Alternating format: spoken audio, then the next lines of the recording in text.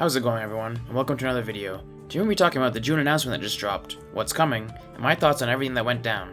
But first, please consider giving the video a like and subscribing to the channel, it helps out massively.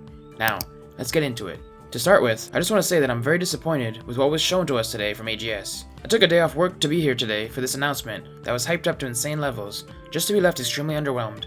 But before I go deeper into that, let me recap the day for you, in case you don't want to watch all the videos. For starters, we got a 3-minute announce trailer for the console release, which looks cool and had great music, but didn't reveal much, but it was a good start. Then, we got a 35-minute dev update, which I thought would be filled with so much juicy info, but instead, it was basically a recap of everything that is in New World, with a couple of new things coming, just to entice new players to come to the game. Nothing of note for those of us who've been playing for ages and have been looking forward to this announcement for months. To make matters worse, it's announced that this will be coming in October, so this video should have been put out closer to then, and be named something like What to Expect from New World. It felt like a massive waste of my time to watch, and the information we got out of it was pretty much all known already, and not of any note to longtime players. So let's quickly summarize everything we got from today's announcements. We're getting a gear score increase to 725. Not a bad thing, but nothing major.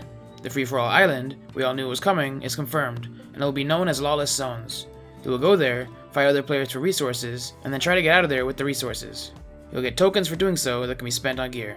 It sounds fun, but was known about for ages, and I could see it getting old pretty quickly. A 10-man raid was announced, with 3 bosses, which most people were pretty sure was coming anyways. It'll be fun, but I don't see it settling people over for very long.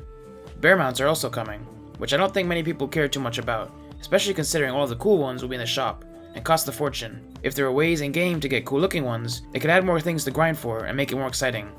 There was also a lot of images of people on mounts with bows, so maybe mount combat is coming. I don't think this will be a great thing for the game. It'll just give range players a massive advantage over everyone else. Unless your mount has a third weapon, you can choose to slot, like a ranged weapon, and you can use it on your mount.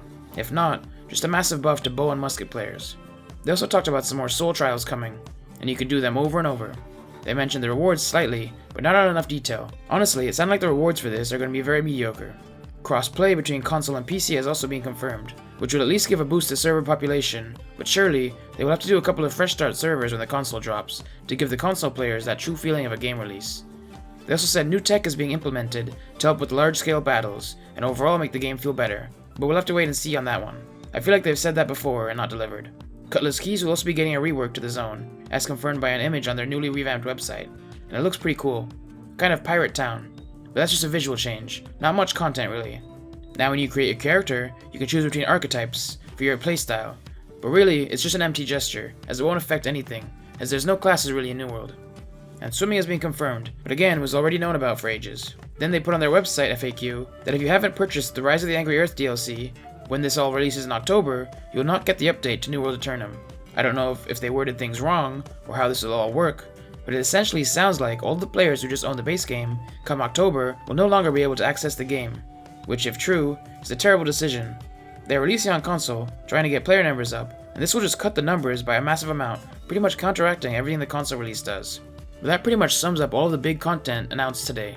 There's probably little hints to some more info you can get from the videos if you go back and rewatch them a couple of times, but honestly, I can't be bothered to watch them again, as they were such a letdown. Overall, no wow factor, nothing that we didn't already know was coming, nothing to get us loyal players excited about. It just feels like a massive slap in the face to all of us that have been waiting patiently for this huge announcement, as they put it. We stayed optimistic and kept playing with no content for ages, and after getting trolled and promised that this would make up for everything, this is what we got. I'm massively disappointed. After watching the videos, I just feel deflated.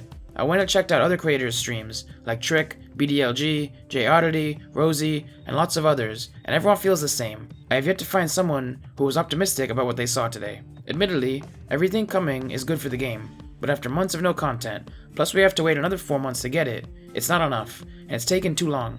Plus the way they handled everything, making it sound like it was going to be game-changing, and then trolling an already frustrated community. It's no wonder everyone's gotten so toxic, and I think this announcement will be the final straw for a lot of people. I don't know about myself yet, I'll take the day to think about things, but I'm just so disappointed today.